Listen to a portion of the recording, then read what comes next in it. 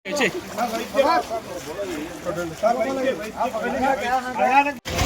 करांगे पानी आया था పొద్దున్నే వచ్చినాను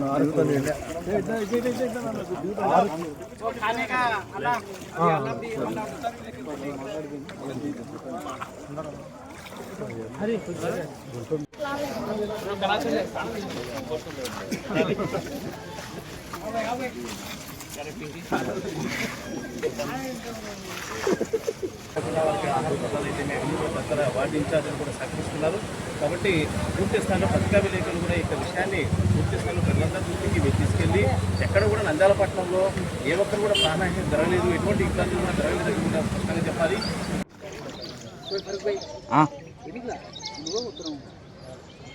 నువ్వు నాకంటే ముందు పోవాలా.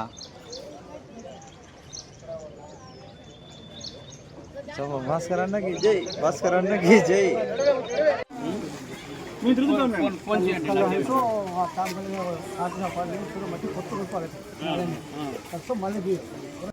మీరు లాస్ట్ 2 days నుంచి చూస్తున్నారు ఫ్లడ్ వాటర్స్ మొత్తం ఎట్లా మన విశ్వనగర్ దగ్గర కానీ, మన ఎంజిఎస్ కాలనీ దగ్గర కానీ, లేకపోతే మన ఏమంటే శ్యామ్ నగర్ కానీ మీరు చూస్తున్నారు. వాటర్ అంతా లోపల కాలనీకి వచ్చేస్తున్నాయి.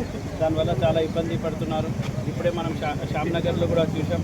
దాదాపు 30 ఫ్యామిలీస్కి మనం అక్కడ వెకేట్ చేసి మనం సేఫ్ హౌస్లో పెట్టినాం. వాళ్ళందరికీ ఏమన్నా ఫుడ్ ప్రొవైడ్ చేస్తున్నాం. దాని తర్వాత ఏమన్నా అవసరాలు ఉంటే కూడా మన వార్డ్ ఇన్ఛార్జెస్కి ఆల్రెడీ మనం అంతా అలర్ట్ చేసాం.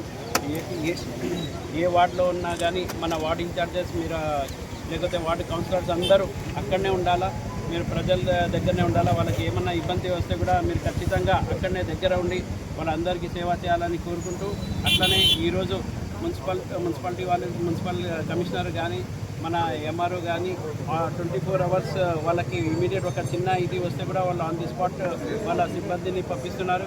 ఏ చిన్న ఇష్యూ వస్తే కూడా అలర్ట్ అవుతున్నారు. డిపార్ట్మెంట్ చాలా అలర్ట్ అవుతుంది.